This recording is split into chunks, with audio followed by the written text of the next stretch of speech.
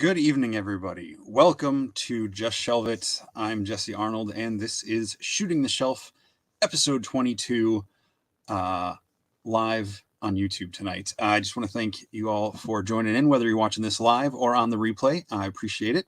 And all the folks that do join in the comments. I do see those, and hopefully I can address, I don't always get to address all of them, but I do see you over there. So, welcome, Brian, Curtis, Jacob. Thanks all for joining in. Hope you're having a great weekend. I know there's a lot to talk about this weekend with the Figure Obscura, and I know the Horseman had a small pop-up at the Krampusnacht event in Jim Thorpe, Pennsylvania.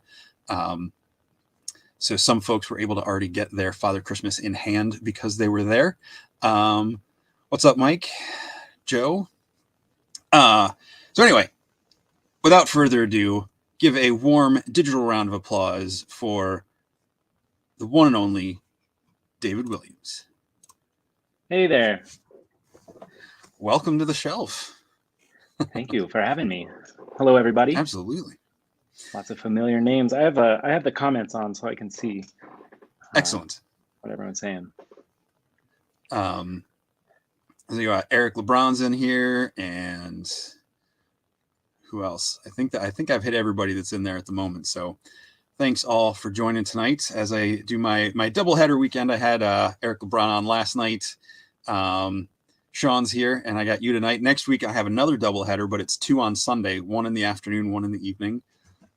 So just my poor ability to read my calendar and scheduling multiple shows at a time. It's all right. It gives us all something to watch. So, how are you doing today, David? How's your weekend been? It's been awesome. I actually Monday auto was just kind of screw around the house and. Oh, are you still there? I can't tell. You froze up. I don't know if you froze up or if I'm frozen up.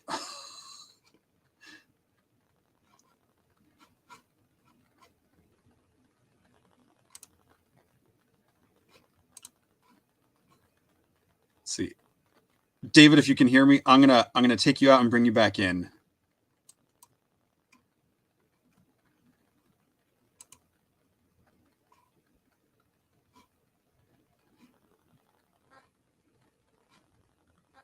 Nope, I don't know. I don't know what happened.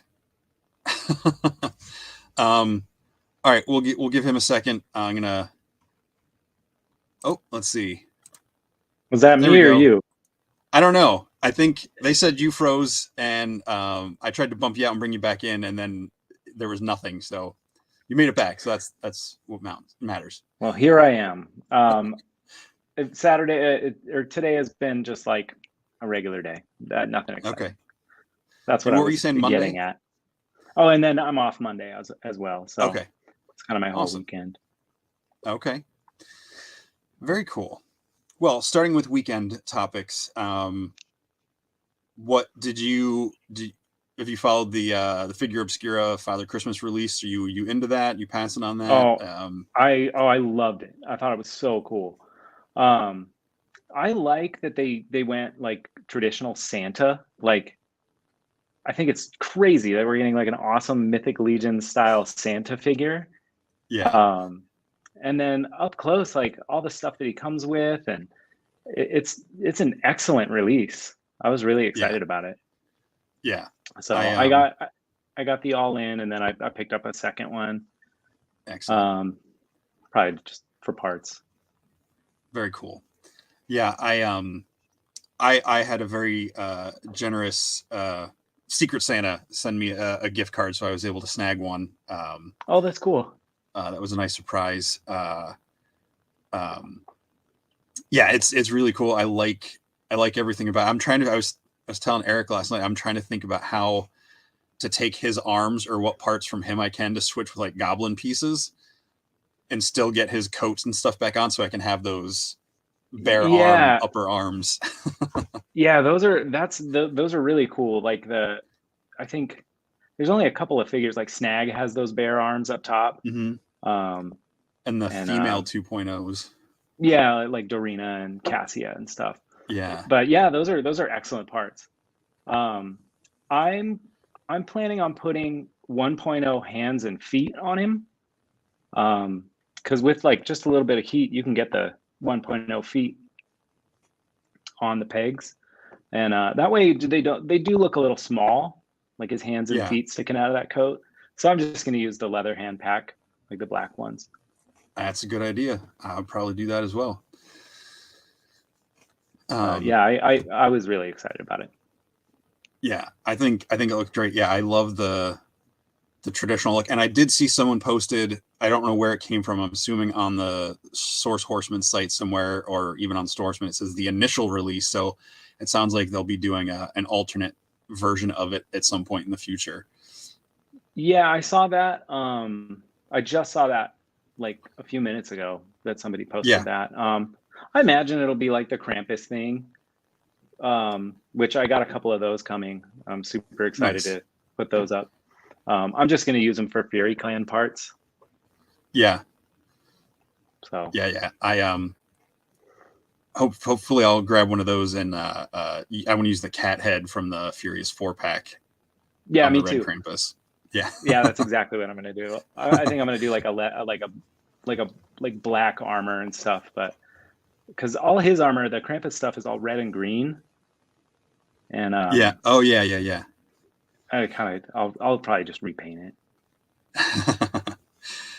So you got some more folks joining. Sean Scavarn is here. Bearded Toy Man. Oh, why am I drawing a blank on who that is?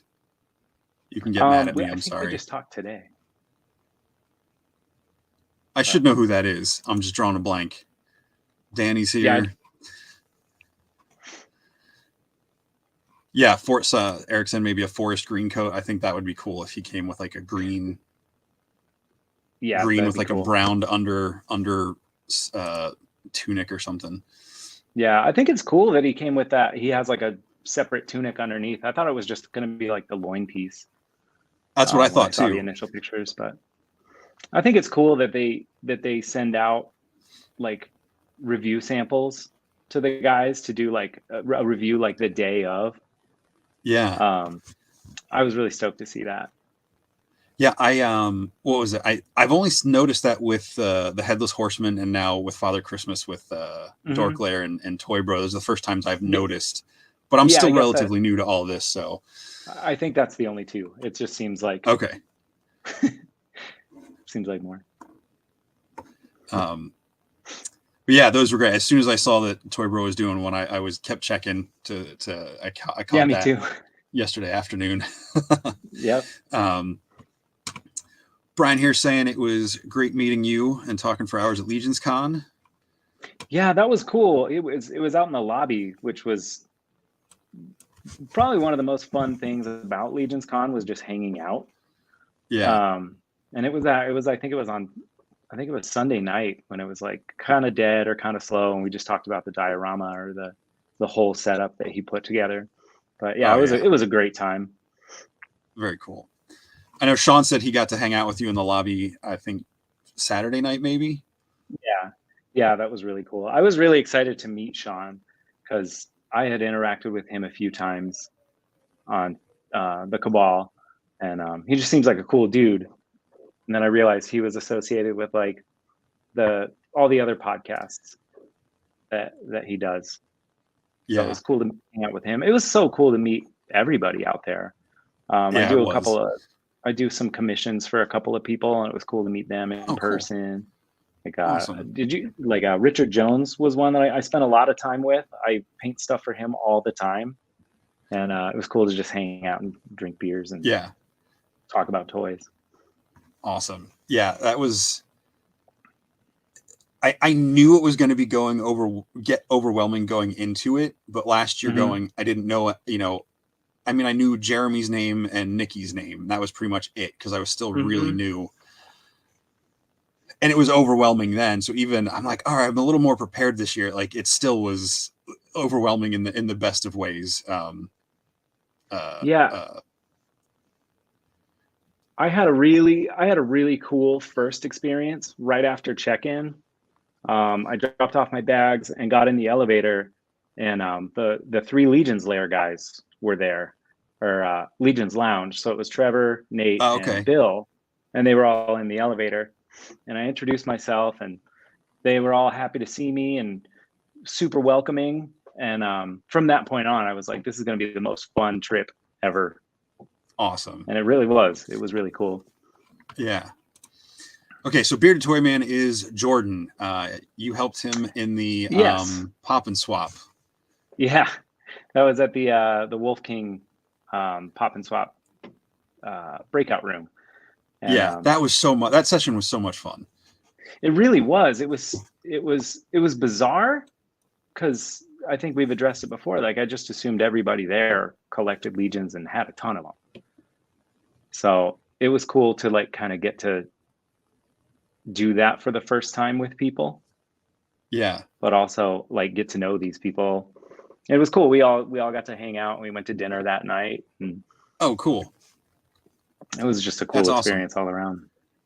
I know next year I would have liked to have stayed Sunday night and leave Monday, but Sean and I went to intern and G-Con and all that Thursday and Friday. So we had to get back. Plus I had my whole little episode Sunday night as we were tearing down.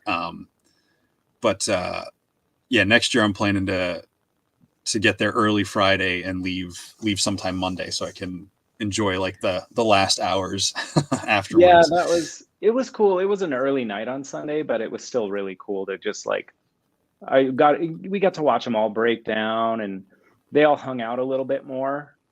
And it was just really a cool end to the weekend. It was real calm as opposed to Saturday and Friday where it was just like everybody was just loud and drinking and having a crazy time. So, oh yeah, but yeah, go ahead. I recommend staying the extra day.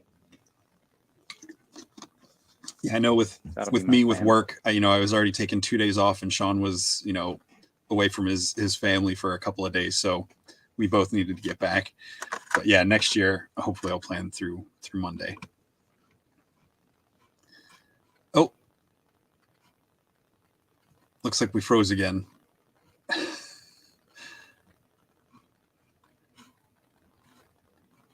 Oh man. Sorry, folks. Just having some technical difficulties tonight. There you are. All right. You're back. All right. Yeah, I was going to say, I don't know what we did. I hope it's like when it freezes, I don't look really stupid, like making like some crazy face. And so I always cringe when I see the faces that Facebook chooses to use as like the thumbnail for the Thursday night Mythic Minutes I do in the Cabal. Because I'm always like mid-turn or like half blinking, yawning or something. It's like, it's like, do you find the worst frame? Yeah. I always feel bad when I see like a live stream freeze and the one person that freezes looks just horrible. So maybe I'll just try and sit still. Yeah. I have to constantly move around because I know from years doing like video calls and chats with people on Skype and different stuff, like if I'm really paying attention to what they're saying, like my face just kind of zones out. Like I'm fully into what's going on, but like my face stops reacting. So everybody, like so many times, like, are you frozen? And yeah, I haven't done very many of those. Hey there, Bill. Welcome to the show. Yeah, I was just talking about Bill. Getting stuck in the not stuck, but getting in the I think I used the elevator once. Saturday night I got a text from Van Johnson. Have you met him? Yeah. Okay. Yeah. So I got a text from him. He's like, "Come up to my room, me and Ish's room." So I was like, "For real?" And he's like, "Yeah." So I'm like, "All right," because they're prankster, fun guys. So I go up there, and it's like 11:30 at night. Like, it's room 70 whatever. I was like, I got to the room and I sent him a text. I was like, "Hey, I'm at your room number. I'm not going to knock. And he's like, why not? I was like, I don't know if you're pranking me and this is like Corn Boy's room and I'm going to like break down his door in the middle of the night.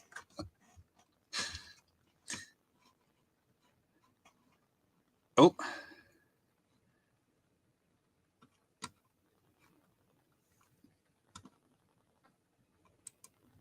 Let's see. Are you still there? Oh man, I'm sorry about this. All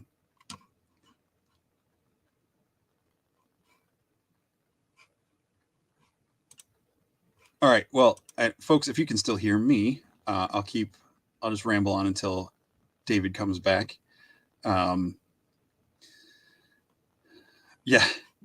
I don't know what's going on. Wi-Fi is weird.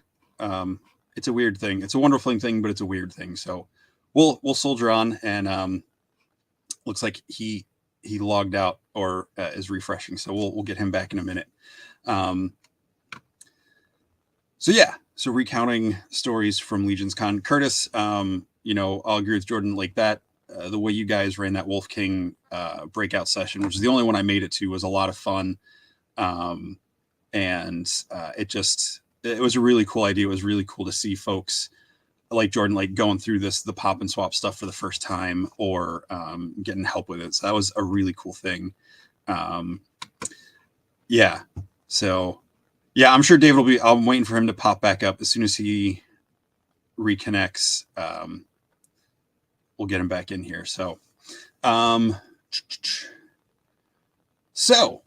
folks, while you're out there, I know we talked a little bit about this last night with Eric, but no spoilers if anyone made it to the Krampus Nacht event in Jim Thorpe today.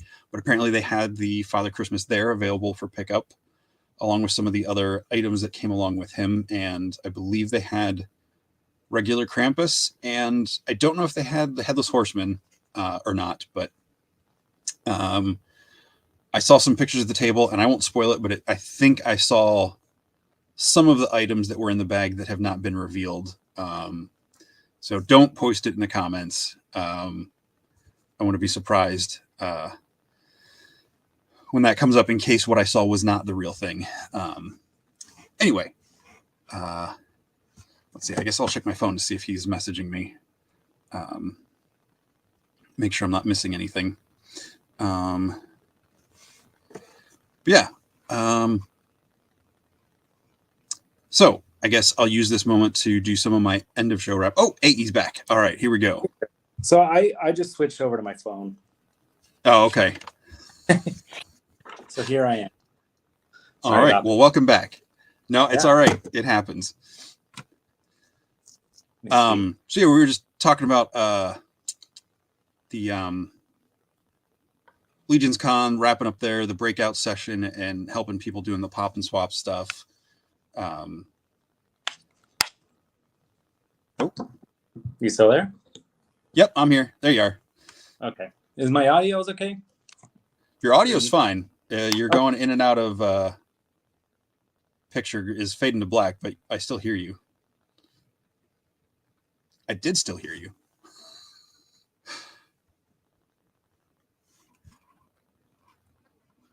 Danny, we're not talking about that. No.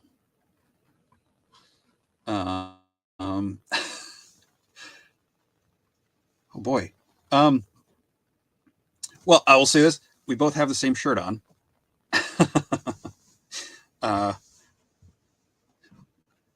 Had to get that rocked out for tomorrow.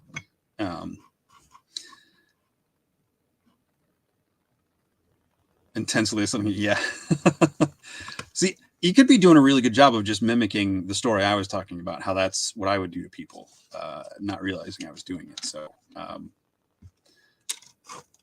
see, folks, if this goes down, maybe I'll just restart the stream. If my end seems fine, I don't think I need to restart it. You guys let me know. Does my stuff sound okay, or am I breaking up?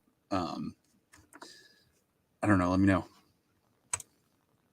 There we go. All right, we'll try this Okay. one more time. I was saying we've got the same shirt on. Oh Well, yeah, you got the red one.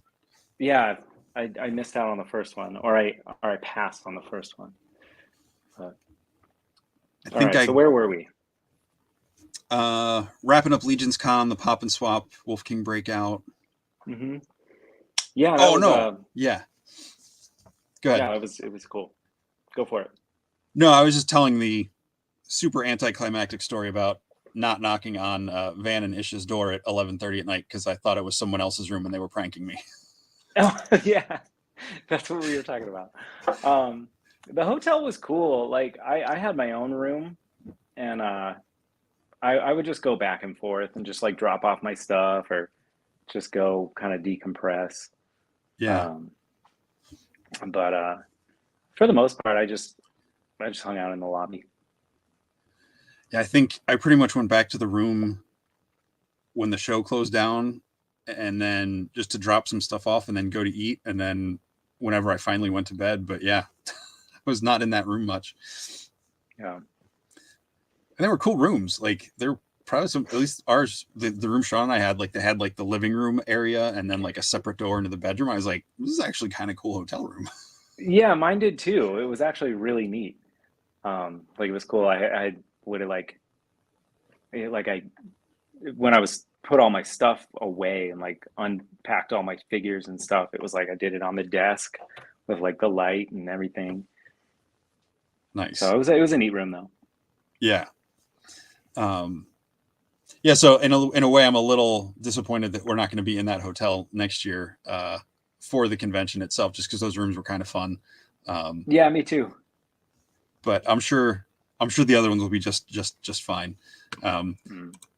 Bill saying I need the Krampus t-shirt for when my super religious mother-in-law tells me to take off the Krampus sweater. That's a good idea. That's beautiful. There you go. I wore this to ZoloCon in March, and Sean and I stopped at like one of the roadside restaurants on the turnpike on the way back, and the girl behind the counter was like, is that a Krampus shirt? I said, it is. And she's like, why are you wearing that in March? So I had to like, I was like, well, there's a line of toys and we were at a show that they were just at. And she's like, oh, it's like, yep. All right. Surprisingly, I don't really get asked about any of the shirts from the brand. Like I rarely have to explain that it's a toy line to anybody but like my tattoo clients that follow my other Instagram. Okay. So yeah, we'll talk about that for a minute. You do tattoos. Mm-hmm. How long have you been doing that? I've been tattooing for probably like 18 years, a long time. Oh wow. Okay. Yeah. And I mean, I had a slow start and didn't know what I was doing, and I was barely apprenticed at first, and then just kind of went from there, and somehow just survived it, and now that's what I do. So did you always have an interest in art and drawing and that sort of stuff, or was like tattoo artist like what led you into all of that? I was really into comic books when I was a kid. Okay. And but I was pretty much only into the line drawings, like the black and white aspect of it. I was never super good with color. And then when I got old enough, I started getting tattooed, and the artist that was tattooing me was like, looked at some of my artwork and recommended I got into tattooing, and I thought it was like a cool, easy way to make some money drawing pictures. And I acquired some equipment, and it took a really long time to just like get my footing and not just do horrible tattoos. But you know, with a lot of work and a lot of practice, it obviously got better. So did you it seems like you and I might be the only people that like that hotel. A lot of people saying their AC didn't work and the elevator not working was not happy. So yeah, I guess I found that once I found the stairs, I was like, I was good. I was only on the second floor, like 3 doors in from the stairwell, so it was not bad for me. Yeah, it wasn't that bad. Let's go. So, I mean, we don't have to spend a lot of time getting into the hows and of tattooing, but like I've heard stories, not stories, but I've seen anecdotes or whatever. People like you tattoo on different things to simulate tattooing on skin. Is that I never did that. okay?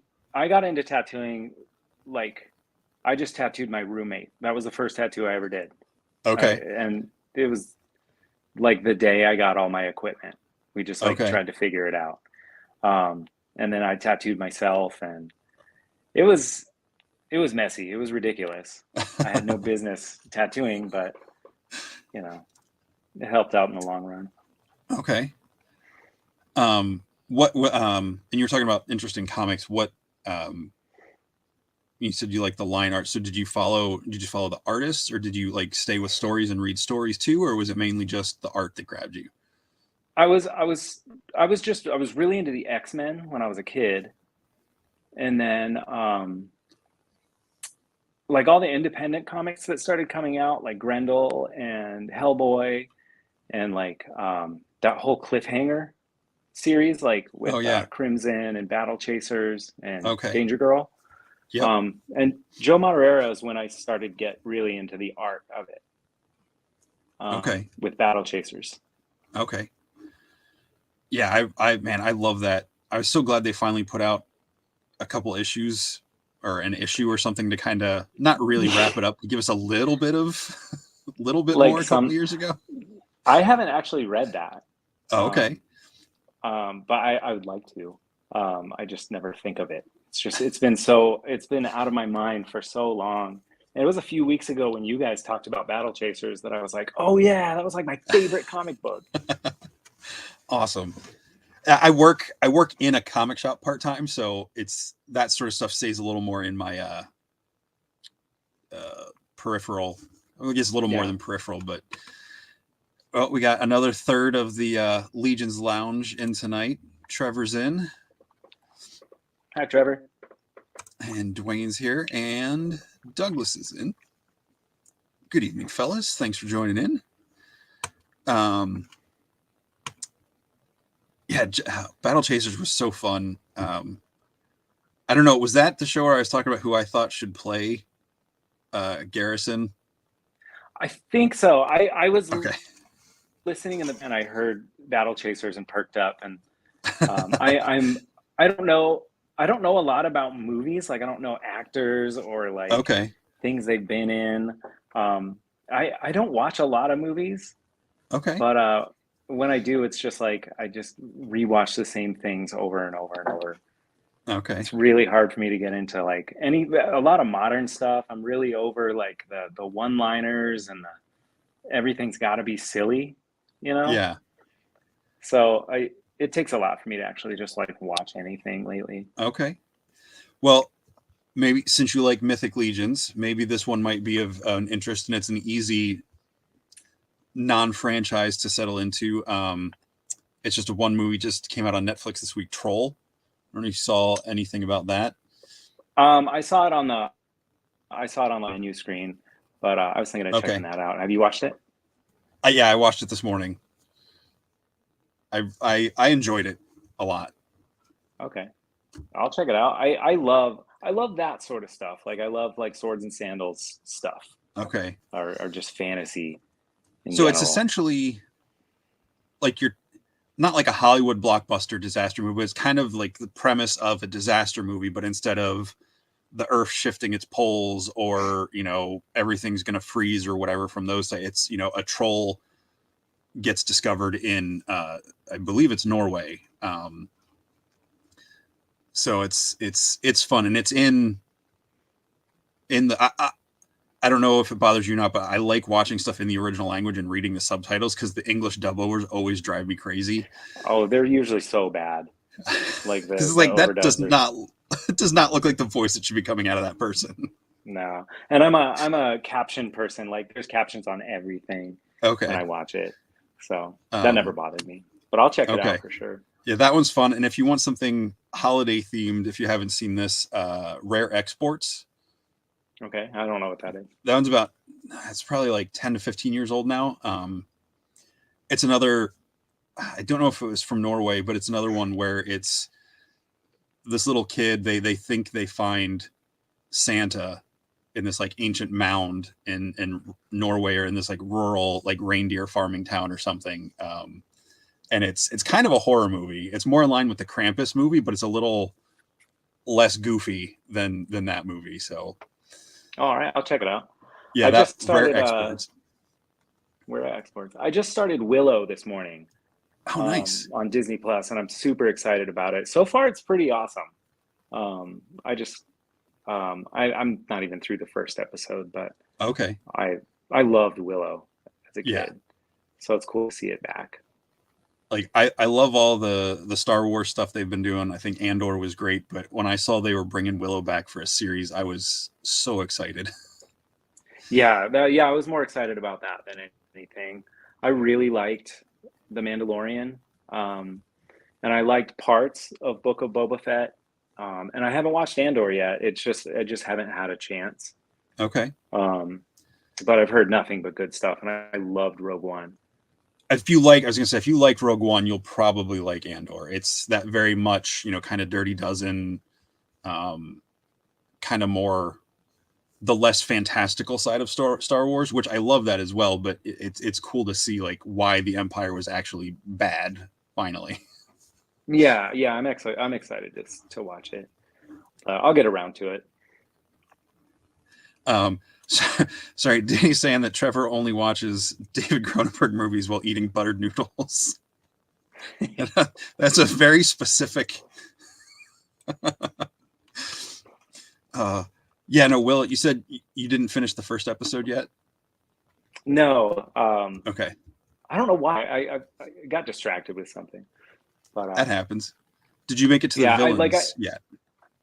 I made it to like the villains, and then like Sorsha just mentioned that Willow exists to the guy with like the axe. So like I'll that's where I'm at. So it's pretty early on. So I haven't seen Willow yet. Okay. But yeah, I thought the bad guys were pretty. I thought they went pretty for a Disney Plus show. They went pretty creepy with them.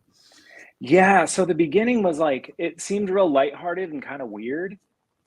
And I wasn't super into it, but I wanted to give it a chance. And when the guy with like the gate over his head that like gets his arm cut off, and then that sorcerer that does like kind of the Nightcrawler thing, that was awesome. I was super into that. So I'm excited for more of it. No, I think you'll enjoy it. Because it's got some of the lightheartedness that the movie had, but I think with the bad guys and like the intensity, like I think it's gonna offset each other in a good way. Yeah, I'm not entirely opposed to like lighthearted. It's just it just seems like the formula has been so silly in a lot of things that it's like, I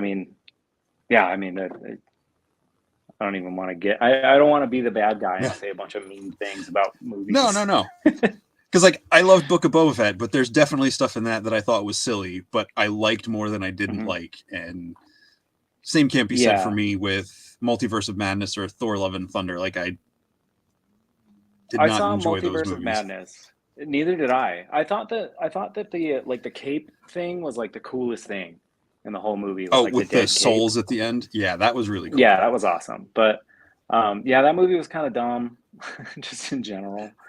But I haven't seen Thor. I just heard that it's real super silly. It's very silly. Now, someone has helped me view it with a different lens, in that you're watching the movie from Korg's perspective, and he's kind of goofy. So if you look at it all through his lens, that helps. But I was like, man, there was a much better movie to have witnessed here than that. I remember somebody saying that. It might have been on your show that somebody mentioned that. And it makes way more sense for that dude, because he just thinks Thor is like the coolest guy alive, right? Yeah. So he tells this crazy story about how cool Thor is. And I'll say this, I'll defend, like, I actually dislike Multiverse of Madness. I like Thor, but it's like at the bottom of my list. Yeah. But I love the goats. But in it's that funny. Movie. He's got screaming goats, like giant screaming goats, and I can watch videos on loops of like screaming goats all day long and just like laugh myself into a drunken stupor. Awesome. Sean Yeah, has I witnessed it. still haven't seen that. I haven't seen that one, which is funny because I loved Guardians of the Galaxy. Like, and that movie is just ridiculous the whole time. Yeah. But I love that series. I thought it was great. Yeah. But Did I you don't get know, to maybe see their I'm just Christmas picky. special yet? Not yet. That's I'm gonna pretty try good. and watch. I'm gonna try and watch some Christmas movies in the next couple weeks. Okay. Try and The get more the into the Guardians spirit. Christmas special is great. Is it? Yeah. It's for those actors and actresses to do like a 50-minute TV show special was just a lot of fun. Uh-oh.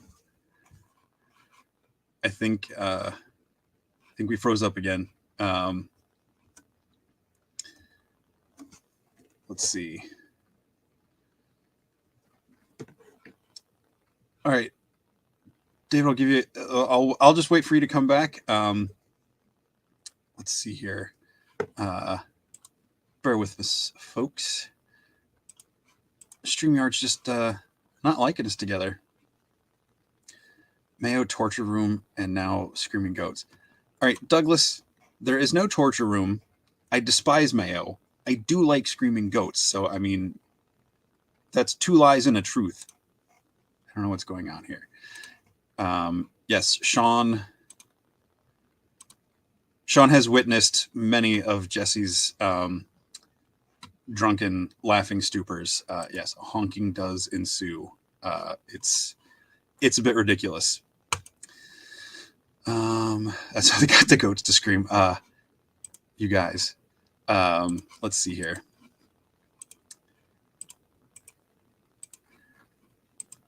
All right, we'll give him a minute to come back and see what happens.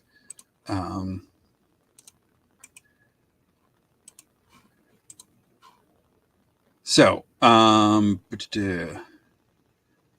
watching Legend of Vox Machina on Prime. Yes, Luis, that show is. I really enjoyed that. I've not watched the Critical Role, the actual Critical Role streaming, but I have watched the animated show, and I really enjoyed that. Just think the amount of stuff I would have to watch to catch up on the Critical Role stuff is a little intimidating at the moment. There we go. All right, I just moved. Maybe it's different. Okay. Closer to my router. Okay. What it told me, but I don't know. What a bummer. Sorry about that. That's okay. It happens. I feel bad. I feel worse when it's me because I'm running the show and then like it just all blanks out and then it refreshes and I have to, So Yeah. don't stress. If it happens again, it happens. Don't stress. We'll keep going. I've got someone on standby to help fill the air if it happens again and you're gone. And Okay. just bounce him in while you're getting readjusted. So no worries. All right. Perfect. So yeah, they were mentioning Critical Role, the animated show on Amazon based on the YouTube. I haven't seen that yet. It's pretty good. It is funny, but it is pretty serious too. Like I like. It's definitely not a kid's cartoon. Okay. But yeah, if you like D&D and that sword and sorcery stuff, because it's just from the Critical Role YouTube. Are you familiar with that? Have you heard of that? Yeah, I know of them. Okay. I've never watched them. Okay. I've never watched the real people, but watching the animated series was pretty fun. Yeah, I'll check it out. Okay, so Willow, enjoying that so far. So I'll be interested to hear what you think as the show progresses. I watched that Wednesday morning with my mom before I go to work. Is that coming out like weekly? Yeah, so they did the first 2 episodes this Okay. week, and then it'll be Wednesday mornings. It'll debut until the season runs out. Okay. And then I think I forget what I saw. Something else is coming next, but I don't remember what it was. Show wise, I think National Treasure is coming in December. as a series, but that's like for the movie National Treasure? yeah, I think it's mostly new characters, but I think his buddy, I'm going blank on the character's name, is supposed to be in it to some extent. So Okay, I've never seen the movie. It's the okay, Nicolas Cage, right? yeah, they're pretty Oh, okay. fun. They're pretty fun. Okay. It's like Indiana Jones, but with American history. Cool. So the heart of, I think, things that we both love right now is Mythic Legions and customizing. Yeah. How long have you been into Mythic Legions? Have you been in since the early stuff, and how did you get into customizing? No, I got my first Legions figures during quarantine. Okay. And I picked up basically I picked up one of each. Like I picked up a snag, Kalros, elf ranger, and then Templar, to kind of like see what they're all about. And Kalros was the first one I opened, and it was just such a solid, cool toy. And he comes with the extra head, so it was cool to pop it off and check it out. But it just made me want to open all of them and just pull them all apart and just see what fits. Okay. And then I kind of started watching Toy Bros reviews, and then like Dork Lair had a few of them, and then I started watching Mythic Conversations, and then started to look into like 3D printed parts. Okay. I think I know my first 3D part was Planetary Dog. And that was the first time I really painted a toy ever. Okay. But I've been collecting action figures for as long as I can remember. Okay. So I know a lot of people through like the Legion's Lair and different things, they said they did stuff when they were kids, but then they got into it again as they were an adult. Have you pretty much stayed with it to some extent? Yeah, for the most part. There was a point in my life I was dating somebody that convinced me to get rid of my collection. And I was like in my early 20s, and we had just moved in together, and she was like, that stuff's for kids. So I got rid of all, I primarily had Masters of the Universe and G.I. Joe stuff, and I sold it all. And it was just like eBay. And we split up, and I think the first thing I bought after we split up was a vintage Storm Shadow figure. Okay. And then that just kind of started everything. And that's kind of when the Black Series started coming out, and I was really excited about big Star Wars figures. Yeah. And so I kind of just cherry picked that line and got the characters I liked. And when NECA started releasing cool stuff, I picked up a bunch of that.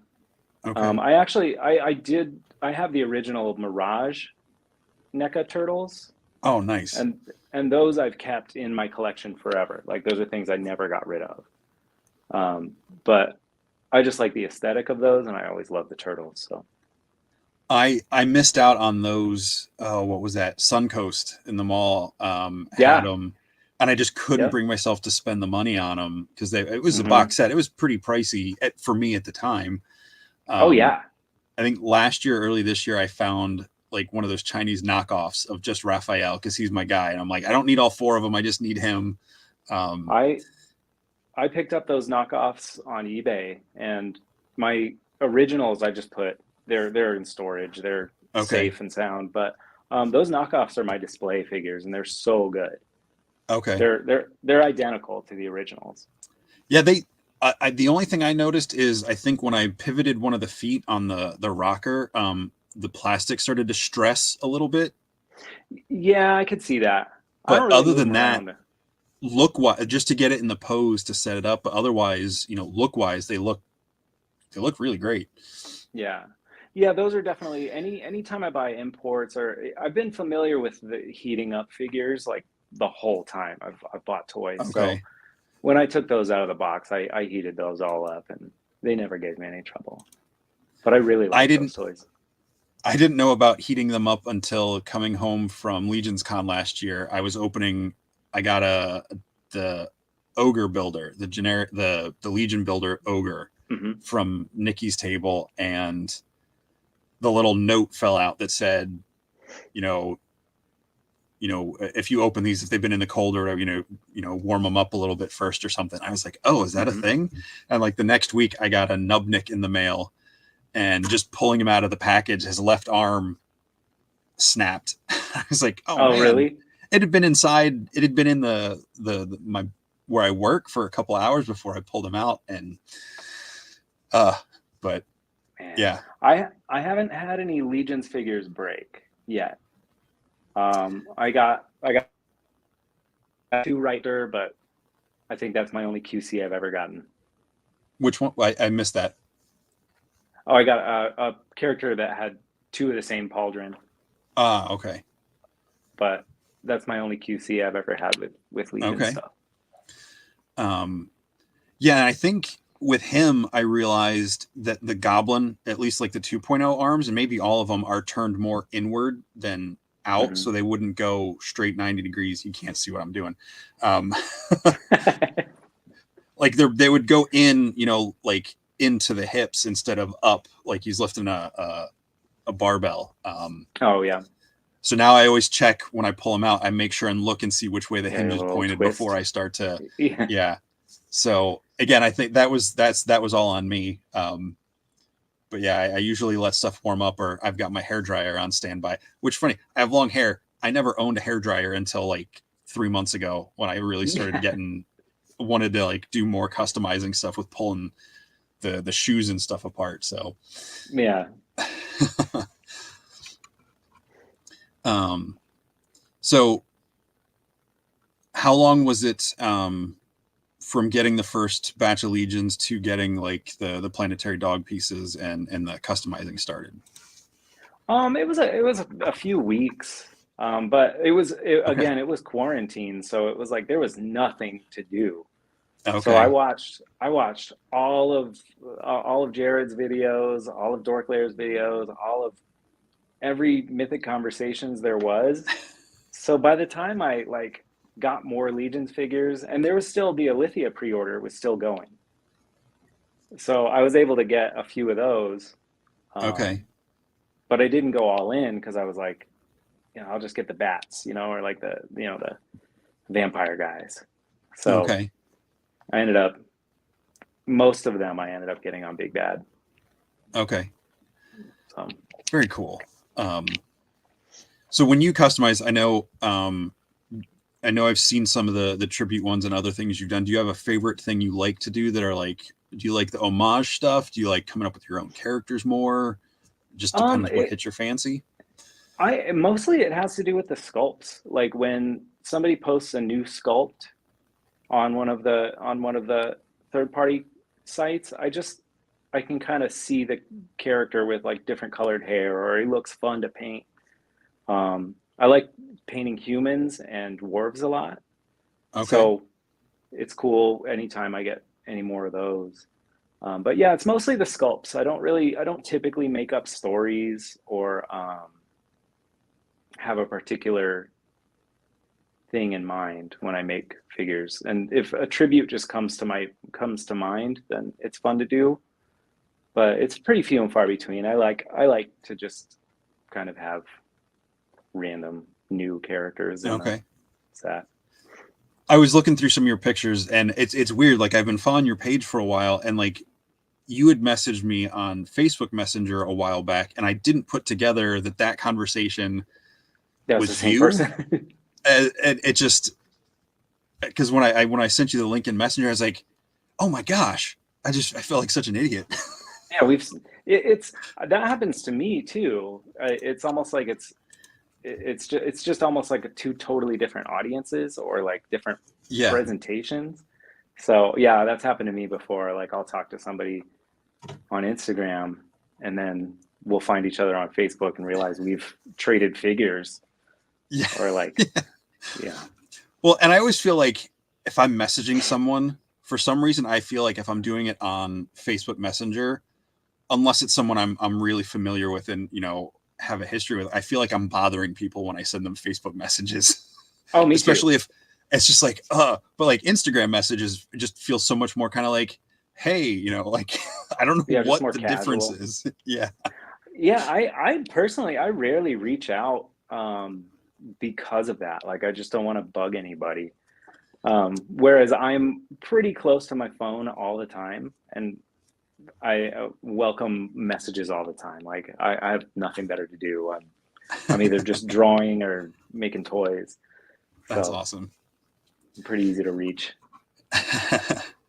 We'll cycle real quick back here. Someone mentioned, I know you said you don't watch a lot of movies, but someone mentioned the Northman. Oh, Did you I get to haven't see seen that? that yet. No, I Okay. haven't seen it yet. Everybody tells me to watch it though. So If you like Viking stuff, it's pretty good. yeah. Yeah. The director, it's the same director that did The Witch. Did you see that? Uh-huh. Yeah, all those movies are Okay. cool. Is that the A23 stuff? Like It that? might be. It might be. Is it like Robert Edgars or something like that? Okay. I think is his name. Drawing a blank. I still love movies, but I used to have all my movie filing system in my brain is now shifting over to like Mythic Legions, like parts and lore and stuff. So I'm like losing Yeah. my movie I think knowledge. I think that's definitely happened to me. Like I know about and care way too much about Mythic Legion stuff. So what was so we talked about hanging out with everybody on the show floor, and I'm not trying to put you on the spot and but was there some stuff that really jumped out to you that from other people that you saw creatively that really inspired you or just thought was really cool? Oh yeah, like again, since I paint, I bought a lot of unpainted things. So any new sculpts were welcome, you know. I did buy a painted piece from Nikki Nicole, which it was wonderful. Like it was a great piece, but it was also cool to have it in hand and almost kind of see how she paints it. Yeah. But for the most part, I just bought it. Oh. Uh-oh.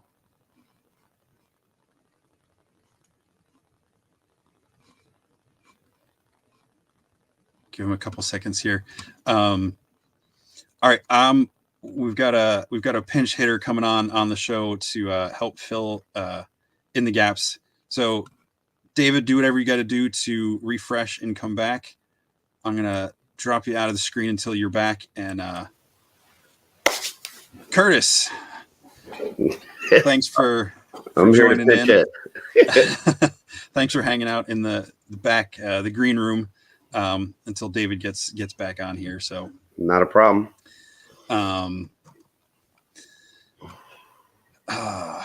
So you were saying you had a bolter that broke at the knee.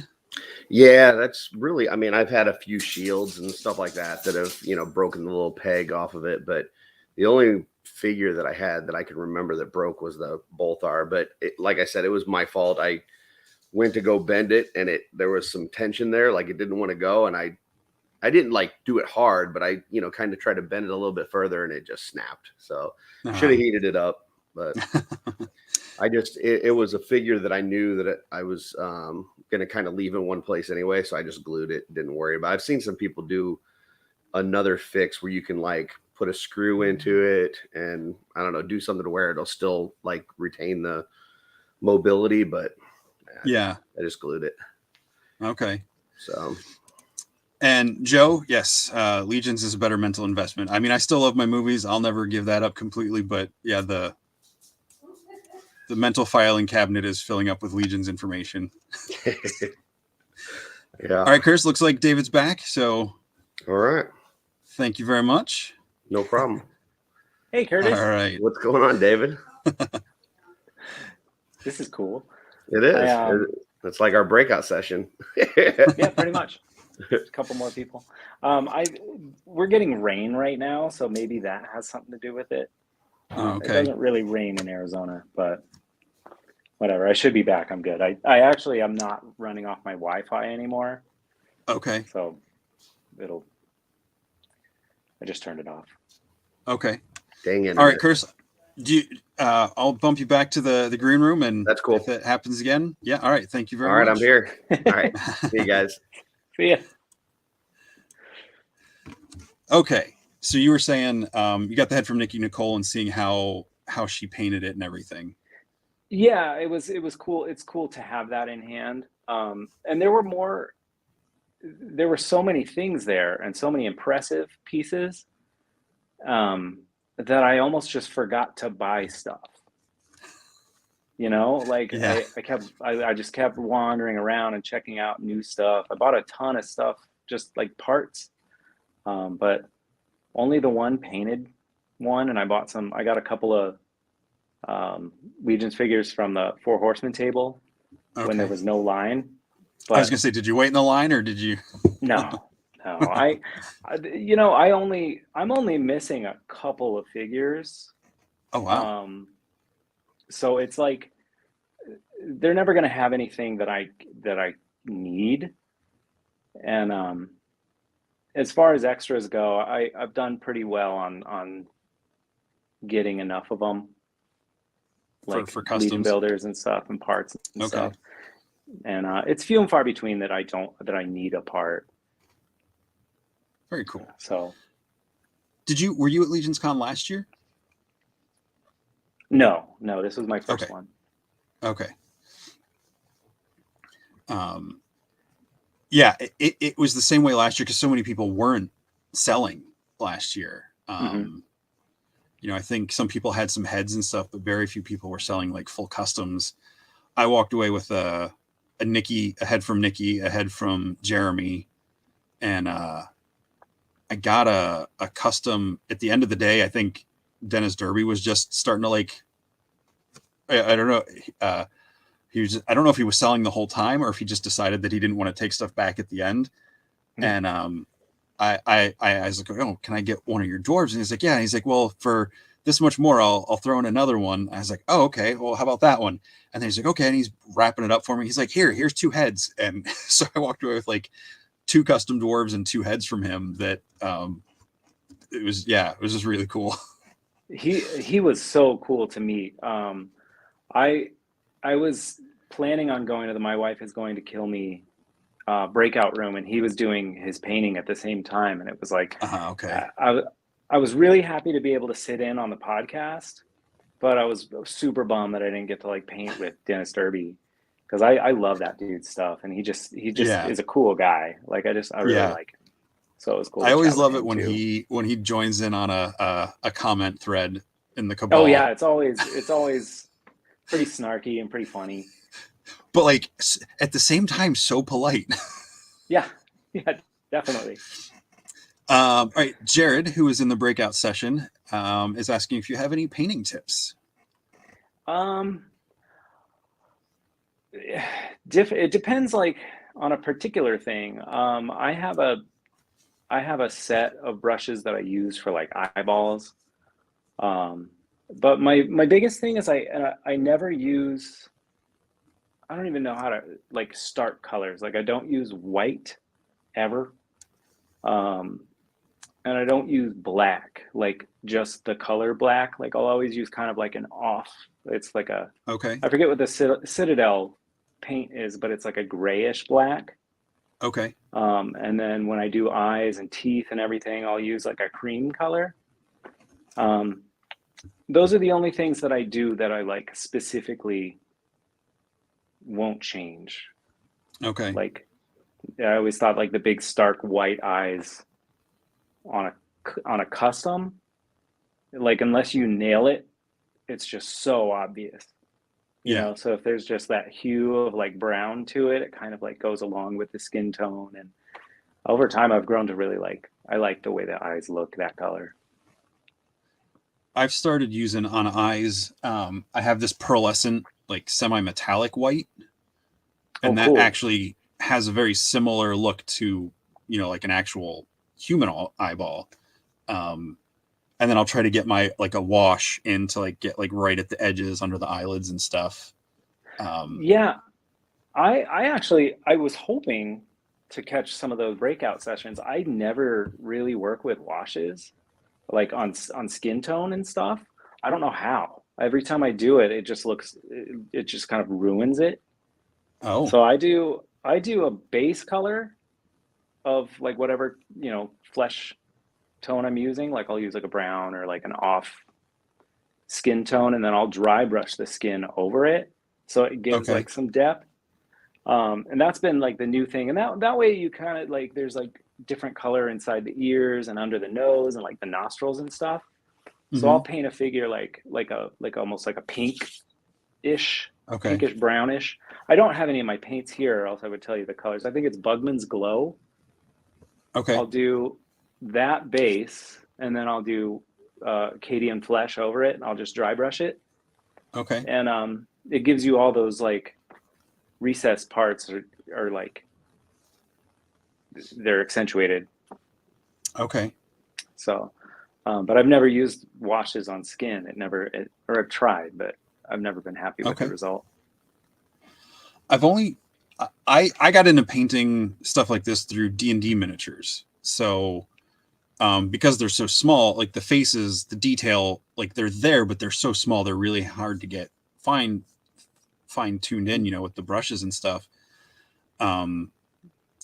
So the people who are teaching me how to paint, like and you just take this, it's called the Nuln oil, is the Citadel one, the black, and you just get a little on the brush, you drip it off, and then you kind of like, if it was like my head, you would try to like drag it over the beard, so it just catches. It's because it's really fluid or really thin, it just catches in all the recesses, and then you either take a towel and just kind of pat it dry or something. Yeah, I've used washes on like armors and hair and stuff like that, but it's usually the skin that I think like it almost discolors it in a way for me that like makes me unhappy with it, or it's like an inconsistency. Sure. So I got to mess around with that more, but I there's like a sepia tone by Citadel. And that's somebody recommended that to use over like a flesh tone. So I'm gonna try it out. I have some parts to paint. I use most of my washes, except for the Nuln oil, I use the Warhammer Army Painter stuff, because my comic shop that I work in, they carry them, so I just grab stuff there when I need it.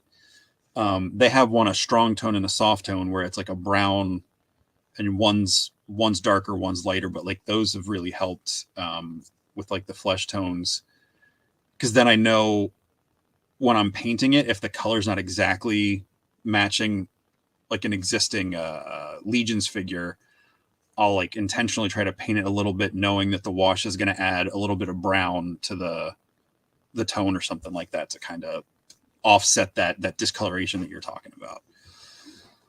Yeah,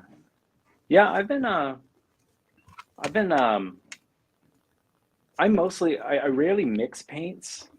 It's always pretty hard for me to get like a good, like I end up with like a pile of paint by the time I get the color I'm looking for. So I try and I have a lot of paint for that reason. Like I go to the paint store and I'll bring an arm with me or whatever. And if I can do a color that I can just add like yellow to or black to or white to kind of like make it the same color, I'll do that rather than mixing a bunch of pots to try and figure out how to get it. Okay. Because I'll never get it a second time. So I always end up just buying the color that's closest. Okay. For me, tonight I was working on one. It's a character from a story I wrote years ago, and I was like, I'm going to make a custom figure of this character. And in my description of her, she has like burnt orange, like details on her outfit. I'm like, I know my first instinct was like drop some brown and some orange. I'm like, that's just going to make it darker, right? I was like, so I just looked online real quick, like, how do I make like a burnt orange? And it's like, oh, add a warm blue. I'm like, warm blue? I did it, and I was like, well, what do you know? Like that was pretty much exactly the color I wanted. It's like the age old thing with the internet. It's like if you just look it up, it's probably there. Yeah. I was having a really hard time doing stubble on one of these characters. Like I kept dry brushing it. I kept like it was just so messy and gross. And then I saw a tutorial where you just mix like whatever close to the hair color that you're looking for with the flesh tone and just paint it on. Okay. And it's just like this it worked out perfectly. It's just I just added gray or blonde, whatever color it was, and just painted it on the cheek, and it looks like 5 o'clock shadow. And it was, That's great. I just looked it up. It was the first video I found. Kurt's is saying color wheel helps a lot, and Yeah. I need to get one of those. Yeah. It was really cool at intern. I got to talk with my group. We were in with Sherry at the studio, and it was just cool seeing. She had these just like pieces of paper with like color swatches like taped to it, like. And she said, "Oh, that's probably from back when I used to work. That thing's probably 20 years old, but like that's still like a guide she uses for like mixing her paints and stuff." And I just think that's so cool that to have something like that that's like helped create toys that we all have is just, Oh yeah. not this big fancy thing. It's just like different colors yellow taped to a piece of paper with like handwritten notes next to it, Yeah, that I'm not organized enough. I never make note of anything.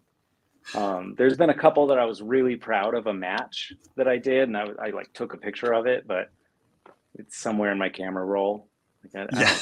I don't have like a separate spot to put anything in.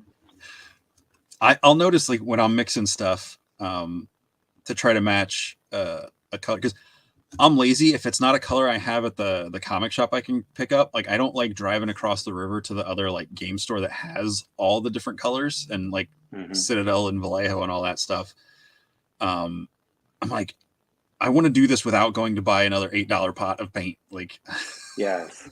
So I just start squirting stuff in there, and I only need to paint like a portion of the eyes or something, around the face under a helmet or something. And then I have this like you said, like I have a like half gallon of paint, and I'm like, I'm never going to use this color again. And I feel so bad. Like I want to, I like try and save that paint and like finish the custom before I do anything with it or get rid of it. Cause I'm like, I can just add water and use it if I need it. Cause it's a lot of paint and it's the right color. But yeah, I usually end up just letting it dry and throwing it away. Yeah. Douglas is he works with me at the comic shop. He said it's a good store. It is a good store. It's a great store. I just hate driving if I don't have to. I have a place that sells a ton of paint, and they're maybe 10 minutes away from the house. So I'll cruise up there, and they have like a rewards program. So like you buy X amount of stuff, and I'll get like a free pot of paint every once in a while. I go up and I only get charged for one of them. So it's pretty cool. I'm pretty lucky to have that place so close. Very cool. Yes, Douglas he lives on the other side of the river. So yeah, it is close to you. So I mean, I did pick up my first set of official dry brush paints from them a couple weeks ago when I went over, and some green stuff. Because I had a goblin head I was trying to put horns on, and I was like, I want to do something more than just glue these horns to this helmet. So I got to paint them yet, but that. Yeah, I saw that today. That looks awesome. So yeah, it's the lower jaw from the new deluxe builder on the full helmeted old Legion builder head with the different horns attached in there. But yeah, I wanted to give it like that fur, kind of like fur line wrapped. So there'll be like a tan with some dry brushing on it and stuff. But yeah, I'm stoked for that. That looks really good. Thank you. Have you done any sculpting yourself? Do you use green stuff at all, or do you just pretty much paint what comes in? No, I did. I used to use Sculpey. Okay.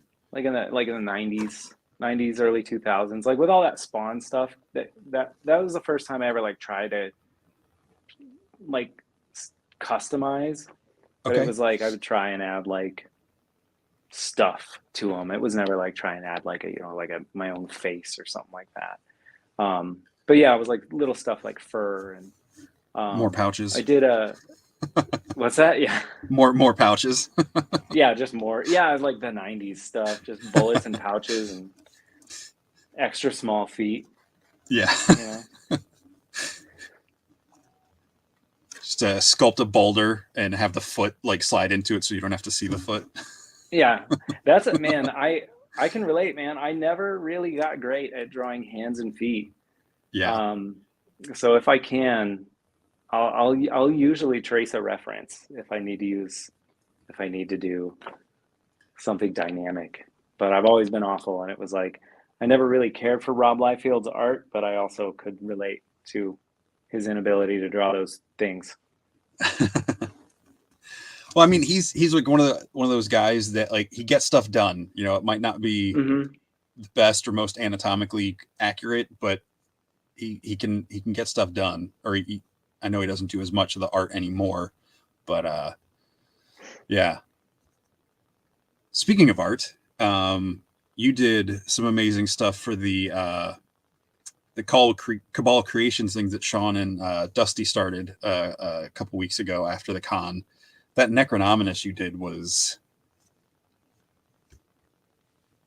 insane. Awesome, man. Thank you so much. Yeah, that was me and Sean talked at LegionsCon about doing he'd mentioned doing an art thing for the Cabal. And I got really excited. Like I've been collecting these figures and just been super into them this whole time and never really thought to draw them. And so I was excited to just get home and just start sketching stuff. So when he made that post, I just had a ton of time, you know, in between work or, you know, all my customs were all caught up. So just like all my free time, I just drew as many Legions figures as I could kind of think That's of. awesome. But yeah, it was I talked to Nate Barch at the show, and he said something along the lines of like they make it easy for him to draw, you know, like it's the subject matter that's just so cool that it's like you just draw Legions characters and they're awesome. Yeah. And one of the nice things, like even though they have their looks and their styles and everything, you know, you're not going to have the fanboys going after you like, oh, you made, you know, Spider-Man's the white on his webbing isn't white enough, or his eyes aren't in the right, you know. Yeah. I mean, there's always someone who will say something just because that's people, sure. but you know, it's nice that this, I think it's fun at this point with this line that it's not as established where you can make some tweaks or you can do some things and add your own flares to it and people are excited about it rather than like, yeah, I think why isn't his dagger hilt green instead of purple or whatever, you know? Yeah, I think that the entire community is just so supportive and so excited about the line at any given time that it's like anything is cool. You know, it doesn't have to be 100% accurate or 100% only one thing. And it makes it more fun to do because when you are working on like a Star Wars thing or a Ninja Turtles thing, it's there's rules. There's a finish line, you know, you have to do it that way. Yeah. So. Yeah. Well, Kurt's saying your drawings in the Cabal have been fire. Thank you. And Masterversal Toy Hunter is going back to the sculpting. He does some pretty cool stuff. I was on a show with him a couple weeks ago and he was showing us some stuff he was working on. It's really nice. He sculpts faces using Milliput epoxy or Tamaya epoxy. I don't know if I'm saying that right. That's from New Zealand, I think. But yeah, those are the things he uses. So I've never tried to sculpt a whole face. Just that green stuff on that goblin's the only thing I've done so far, other than the dios I've done. I've been curious about the green stuff. Now, do you have to like keep it wet? Is it like using like clay? Or is it just like... It's almost like the blue sticky tack. So you cut off a little bit of the blue, you cut off a little of the yellow, and you have to like roll it and mix it until it turns green.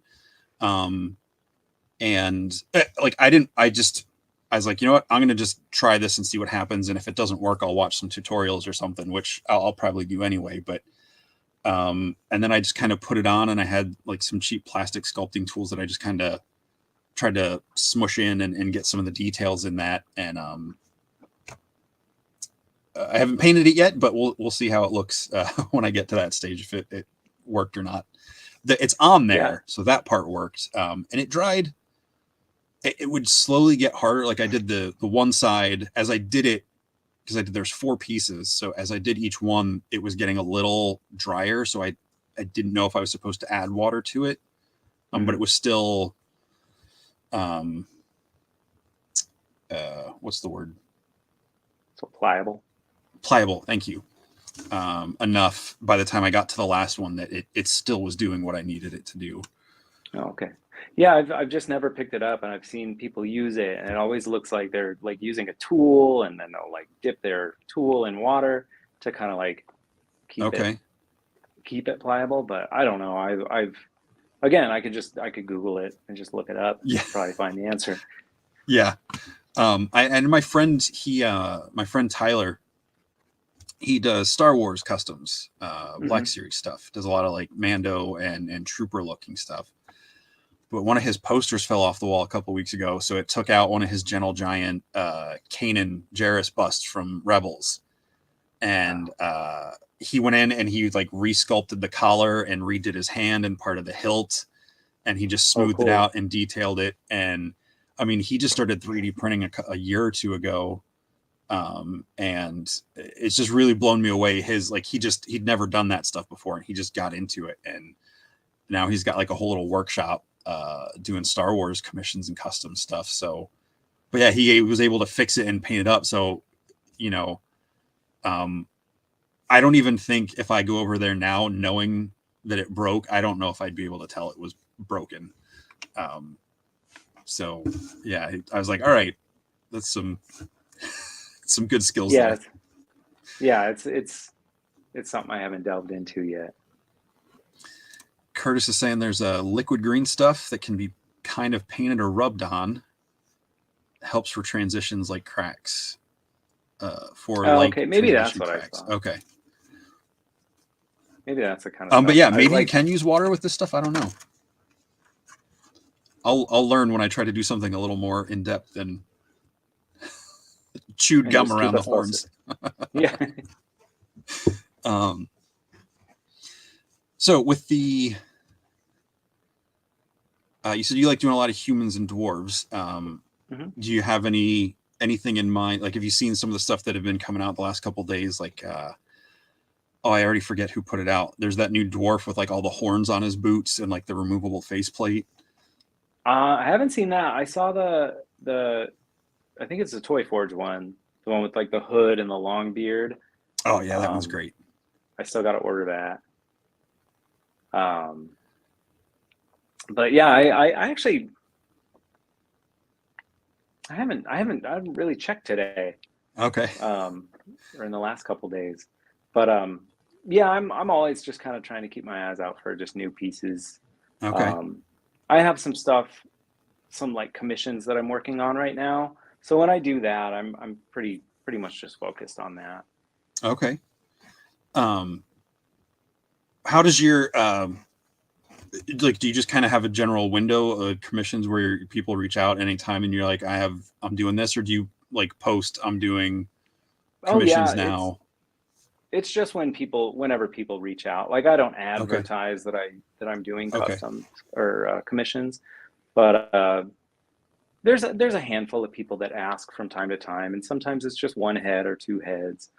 Others, it's like a batch of them, all different. But and then in between Legion Shop, I'll do those. And like if I'm doing Legion Shop stuff is priority. Like, I just want to get that done right away. Yeah. And then I'll just do commissions. But nobody's ever pushy or weird, so it's never been a problem. It's never been an uncomfortable conversation. That's good. What have been some of your favorite things you've done for Legion Shop?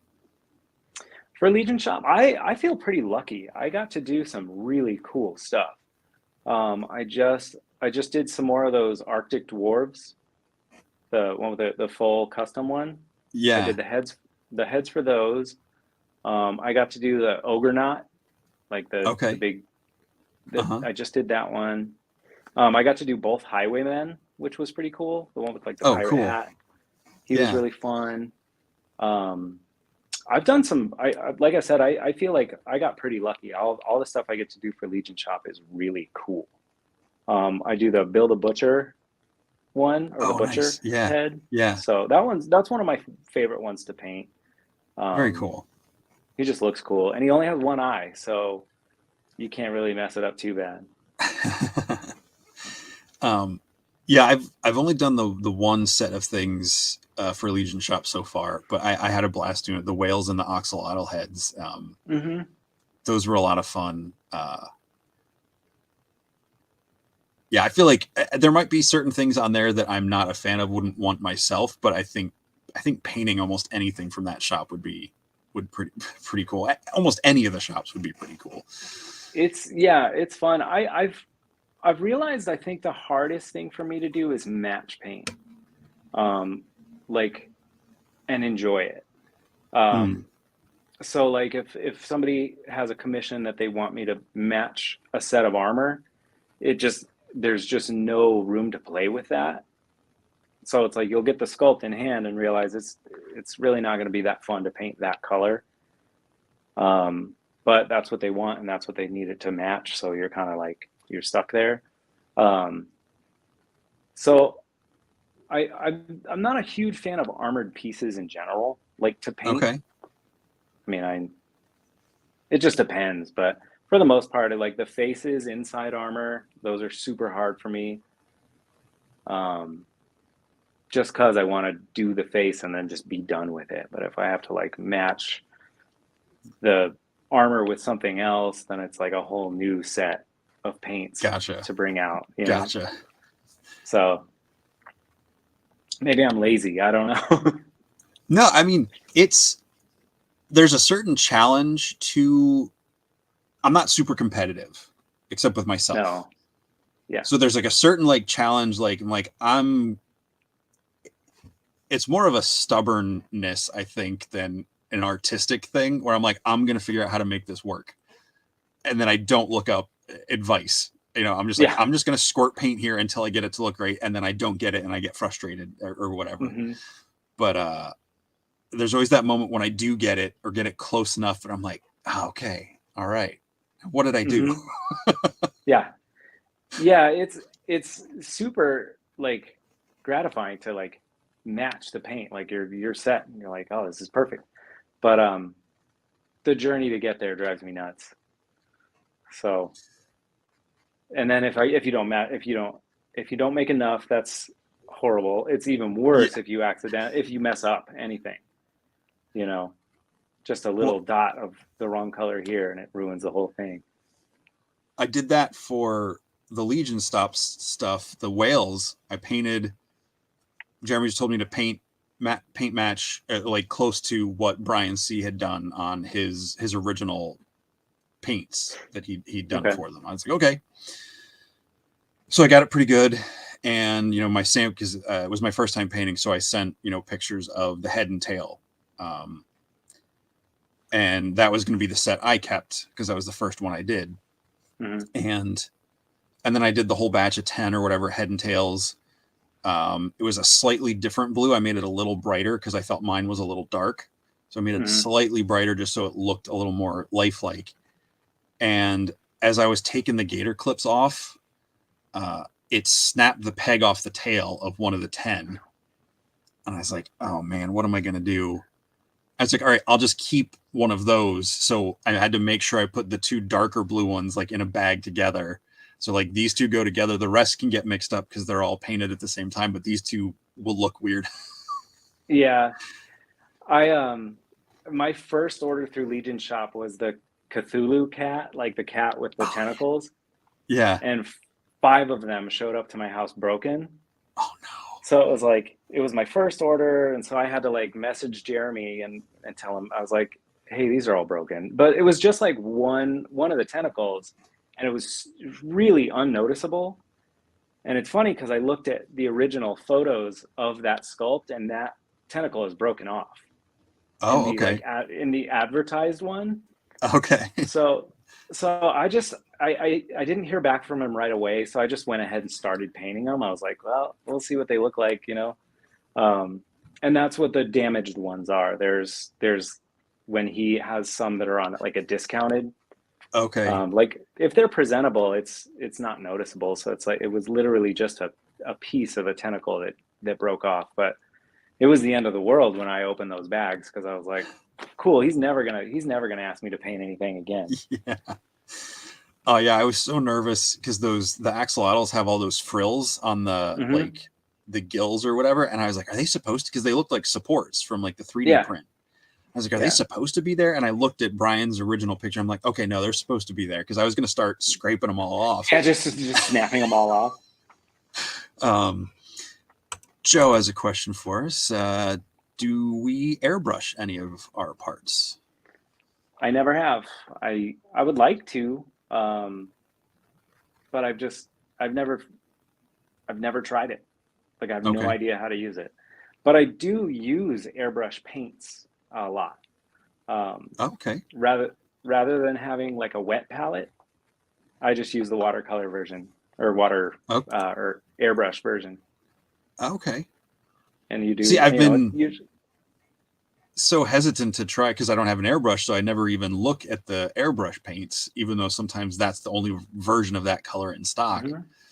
Yeah, it was like I just gave it a shot one time. There was a color in the airbrush version that I wanted, and I got home and I had primed the piece white or gray, and it went on really thin, and then I let it dry and I put it on a second time, and it was exactly what I wanted. So from then on, like when I do all my paints that I use for like eyes, I use airbrush. The eyelash line that I use, like for all those that's an airbrush black because it kind of it sinks into the recessed part of the eye. Okay. And then you just do the white over it. Okay. And it's like it's just more, it's a liquid, you know. Okay. I will not be so hesitant to try it out next time I'm over there. Yeah, actually it works out really well. It's really interesting. You get a really cool effect. And I imagine that's what it is for like washes and stuff. Just having it kind of flow into the cracks as opposed to having to like deliberately apply it. So I've really enjoyed some of it. I mean, some of it doesn't work. Some of it, it's just like a lot of the light colors, yellows, oranges, reds, like you'll just be building that up forever to get that tone. Yeah. But most of the dark stuff, it's yellow is just ridiculous anyway. And I don't know if it's just me. Yellow paint always stinks to me. It does. It has like a weird smell, like a chemical smell.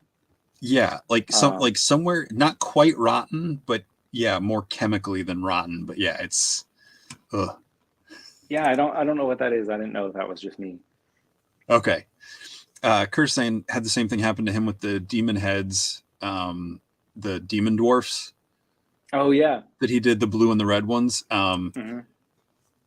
He actually sent me one and I looked at it and I told him, I was like, dude, I can't tell what's broken. Like the resculpt, whatever he did with that was great.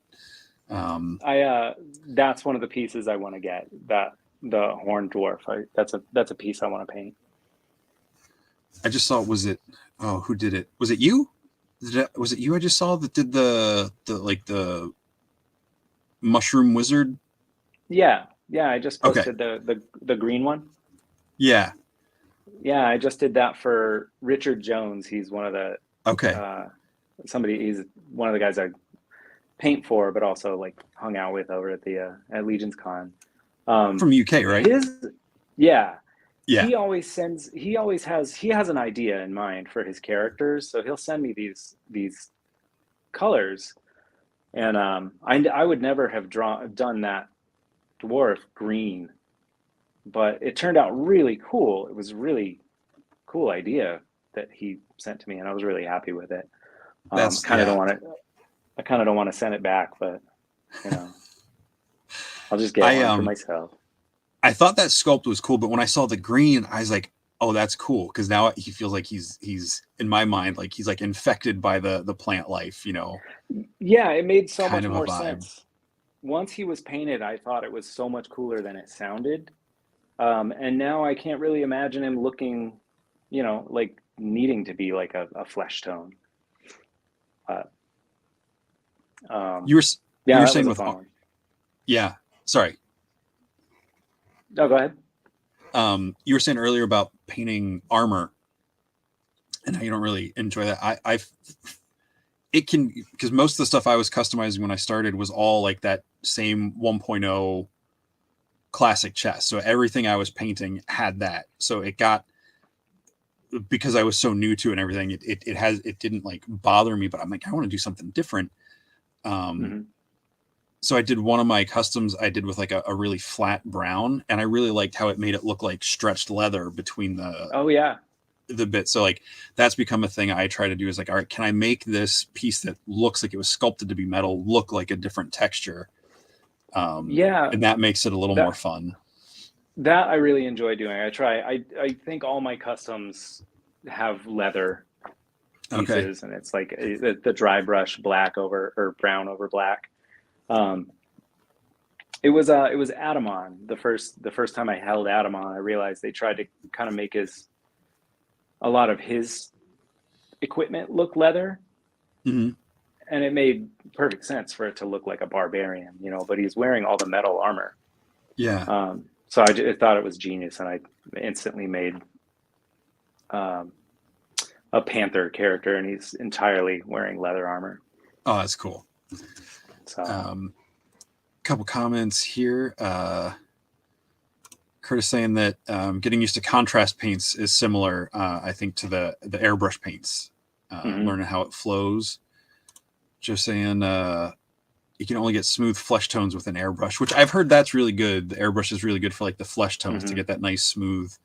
I guess after seeing the setup at the workshop at the studio, like Sherry and I think I saw in Cameron's movie, they had like a little like ventilation box to do the airbrushing. Like I guess I could figure out how to rig something like that, but there's just nowhere in my apartment to set up any sort of like spraying without.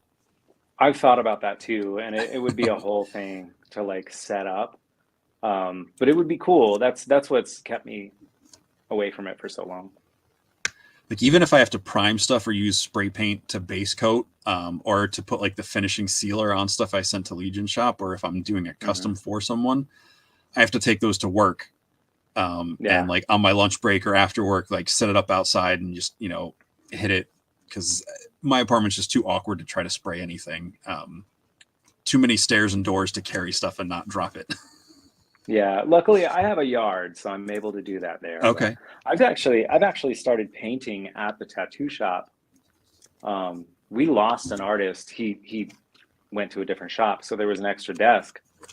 So on one of the nights we were closed, I went in and painted some figures, and my boss had stopped by and thought it was pretty cool. And he was like, why don't you just paint here like whenever you want? So I set up a whole station at the tattoo shop next to my desk. So I can literally roll back and forth. That's awesome. So so even when I'm at work, I can paint figures. And everybody really cool. Loves it, or they're super supportive. So it's been really That's cool. awesome. So with new stuff on the horizon, obviously the Necronominus wave is up. Is there anything in that wave that really spoke to you, or any figures that really jumped out at you? That wave is incredible. Like every single one of them. I love the Maxilius figure because of the bear skeleton part of it, but he looks so weird and creepy. Like Necronominus himself just looks amazing. But even the knights are really interesting. And I think Gideon Heaven's Brand looks incredible. It's just the whole wave is just pretty flawless. Yeah, they're all great, and there's a couple of them I definitely want to get multiples of. Like obviously the Tuberculi and the Builder pack. But Maxilius, I want him in his full. The regular Grim Reaper look doesn't really do anything for me. I think that's a cool figure, but his full like ceremonial armaments and stuff just looks so awesome. So I want to have that, and then get an extra of him to part swap, and just because that looks like there's going to be so much to do with him. So I think that for that, I'm gonna get 2 or 3 of him. So I'll at least have 2 or 3 extra skeletons. But I think that in the future of the line, they've got to release like a skeleton pack or a skeleton, just a bare skeleton. So I don't want to, that figure is cool because you'll get a bunch of robes and a bunch of extra stuff, when you break it down to just be bare skeletons. But I imagine we'll get some bare skeletons somewhere down the road. Good thought. Good thought. But I mean, but it's still at the $37 price point. So either way, might as well just get a bunch of them. That head with the fused eye sockets. I not trying to I was up at the table when they did that reveal during G-Con. So like I didn't even see that about him because he had the hood pulled down, and I spun it around once, but I was so afraid to touch it. I didn't see those until the next day when I saw people posting pictures online. I'm like, oh my gosh, that's what they were talking about. I didn't realize.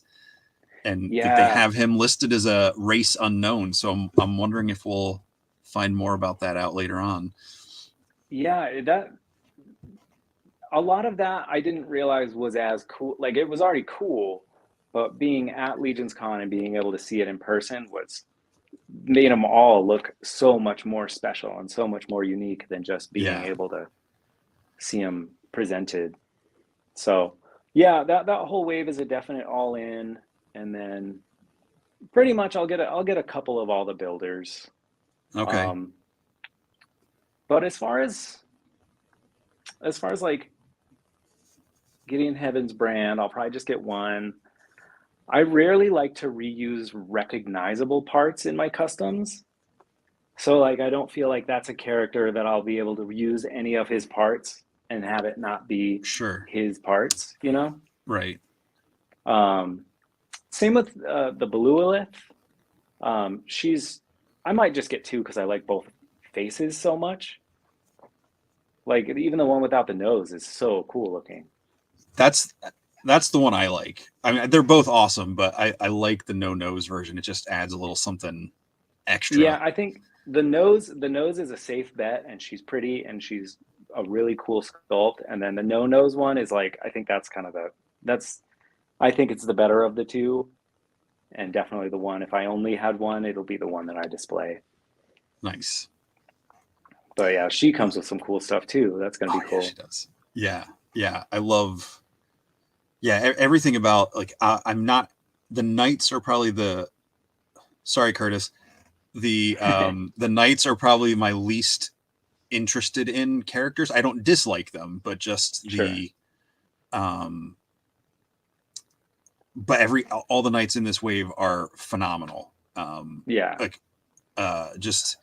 when we finally got to see the breakdown of what Sir Gideon looks like underneath the robe, so like I feel like he's one you could get a couple of to add like a couple different flavors to the Templars without being so recognizable as him. Yeah, that's one that I'm kind of like I would like to get a few of because of the new base body, like the new joints, just for customs. Yeah. But my biggest, maybe I didn't notice. The thing I'm most curious about is like what type of loin piece that they have when there's not a cloth piece. Like, so you take out both of those knights have like a cloth loin piece. Yeah. And they have like, the folds on the side or whatever. But it's just that middle piece. I don't know if there's like the plastic piece that comes on Bardrick. Right. Or if it's an entirely different crotch, It's not Sir Gideon, it's Sir what's his name? Elijah. Yeah, I knew what you were talking about, but yeah, I'm curious what's you know, what I- the replacement for that is. Joe, I just want to. I don't hate the heroes. The hero like Alithia's, not Alithia. Silona's flock is my favorite. I like more the ragtag underdog character. So I don't dislike the heroes, but I like the variety they're giving us in the knights on this one. So yeah, don't hate them. See, I'm pulled up to the Sir Elijah. Oh, they don't have the breakdown on his bio. Okay, I thought I'll that have to look it up now that Yeah. we're talking about it. I'll look it up sometime. Curtis is saying he doesn't think there's a piece under the cloth for the tabard. Yeah, it- I mean, it's fine, but I was curious that, you know, when you I- remove the soft goods. Yeah, I felt like I saw, and maybe I'm just thinking of the little green one on Sir or Lord Bardrick. Maybe I'm Yeah, just that's thinking what of that. that's But what I I thought pictured. there was like a little, like one of the smaller pieces there, but I could be wrong. Yeah. Or like, Yeah, I'll take a look. oh, what's his name? Hagnon has that really real tiny small one. flap. Yeah. Yeah. Carly is saying hi, David. Hi, Carly. And yeah, Trevor's with us. Team No Nose. Team No. Yes. Hey, Carlo. Thanks for joining in.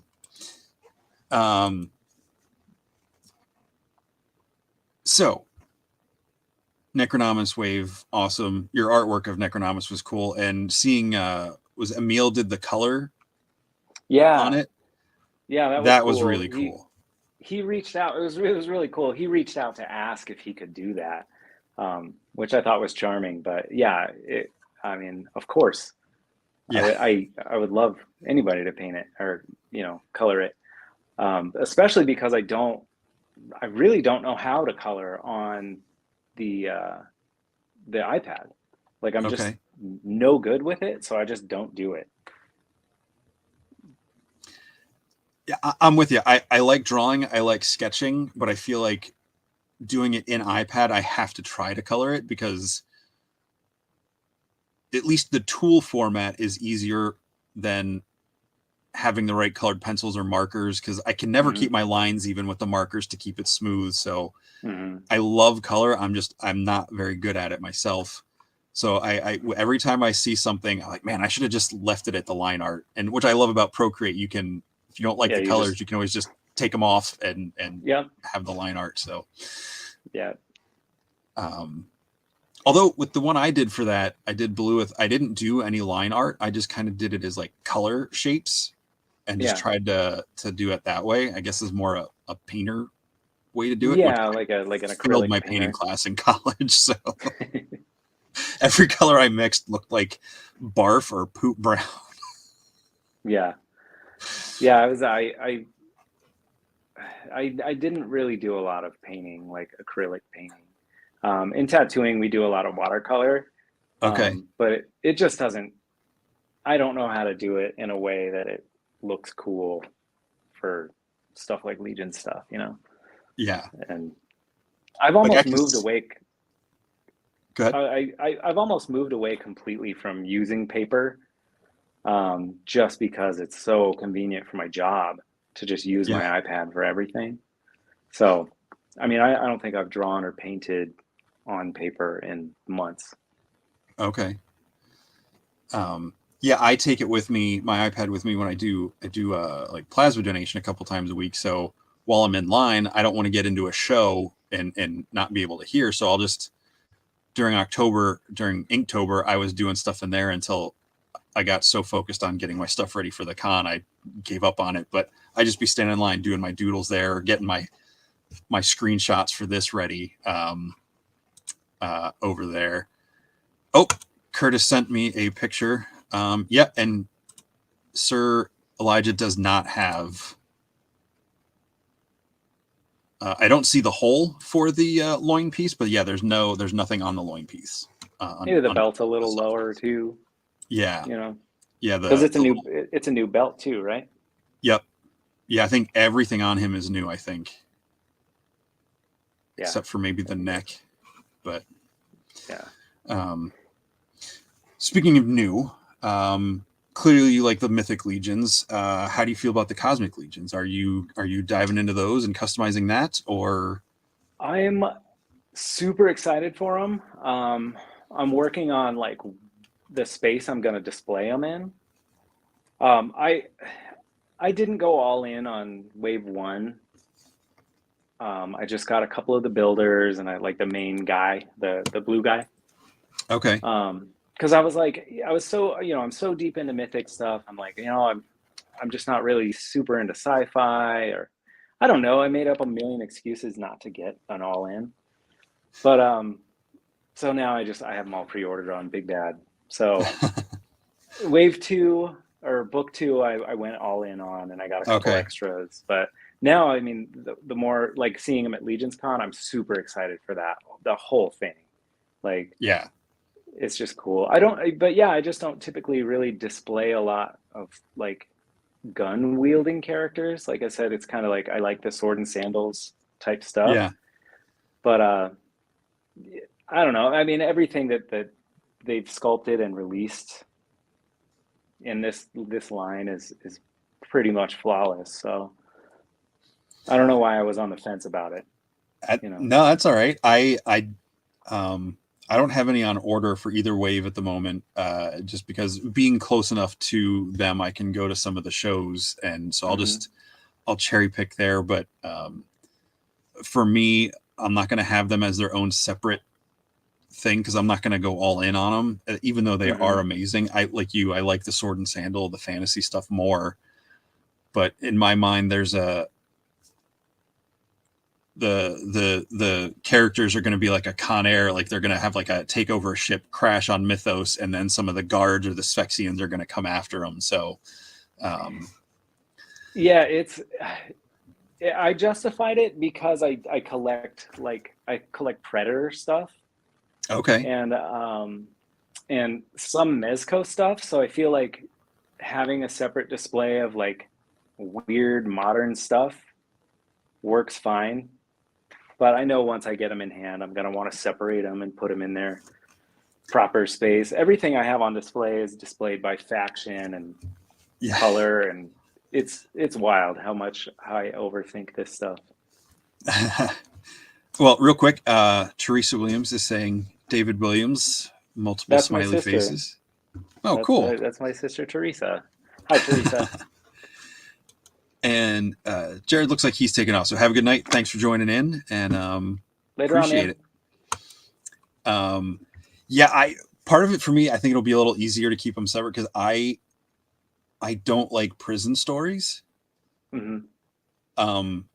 Everything about prison just makes me so uncomfortable. I've never been, I don't have any like life. It's just one of those things that just, everybody loves Shawshank Redemption, and it's a great movie. I've seen it. I don't want to watch it again. Green Mile, I think I've watched 2 or 3 times. It's like, all right, I can't take this, thing. So like, I can't imagine myself setting up a prison like scenario for those characters to hang out on my shelves. I never thought of it as like the prison aspect of it. That's really funny though. So that's why in my mind it's a ship of convicts has escaped, or they took over a ship and they crash on Mythos, and they'll have to like abandon their tech and slowly like merge into the world. Because there was what was it called? I know it was a movie has more than a couple years ago now. I think it's called Outlander. It's basically the Beowulf and Grendel story, but Beowulf and Grendel are from space. Oh, well. And Beowulf is chasing the Grendel, the creature that is Grendel is like this thing that's devastated his planet, and he crashes on ancient Earth in Viking days. And so he meets up with the settlement and everything, and has to help them fight this monster. And it's got Jim Caviezel's in it. A couple other people, but yeah, it's not the best movie. It's clearly like they had a budget, they used it, but it wasn't like a big budget movie. But it's just that vibe. I don't know, when I saw those, especially like the Sphexians, like the bug guards, Like, I think those would be a really interesting thing to introduce into Mythos Oh, to yeah. really freak the people out, you absolutely. know? Yeah, I did that. 'cause- Go ahead. I was gonna say, because like I feel like that group of characters, the Sphyxians, like wouldn't care that they're throwing off the balance of this world's understanding of things, you know? Yeah. That as far as the movie goes, that's how it felt about. I really like vampire stuff. Okay. So I watched that Dracula Untold movie, which is it's super corny, and it's like the budget all went to these ridiculous like fight moves throughout the movie, but it was a really cool story, and it was Dracula, so I liked it. Yeah. But I don't recommend it to anybody that wants a real like awesome Dracula movie. I thought it was cool though. I saw it when it came out because it was supposed to be the kickoff of the Dark Universe. Yeah. Like the Universal share, that was supposed to be a thing, and they scrapped it and they did that Mummy one with Tom Cruise, which again, I liked it. It didn't do what they wanted it to do. So Yeah. So we got those movies. another sister saying hello. Hi, Lisa. Yeah, I have Curtis loves Dracula Untold. There you go. All right. Well, see, I liked it, but I wouldn't tell a bunch of people that it's like the most awesome movie. Sure. It would be like I'd have to explain that it's like just there's some silly stuff in it, but I enjoyed it. I really liked him as like Vlad. Oh, he's great. Yeah. I think some of the costume designs in that were really cool. Like I've only watched it the one time. I need to go back to. I think I was just so disappointed that it didn't set up the Dark Universe like I thought it was going to, that I've not given it a second chance, but I didn't dislike it. Yeah. So maybe I'll do that this week. Check that out again. Did you ever see vampire movie? It's definitely more humor. The What We Do in the Shadows. Oh yeah, I love the movie. I love the series. It's just super weird and super funny. Yeah. So yeah, I've enjoyed both of those. Like the one guy is like, "Oh, we have a plate of biscotti." Like it's just like it's like so like such like the generic stereotype voice like accent for that.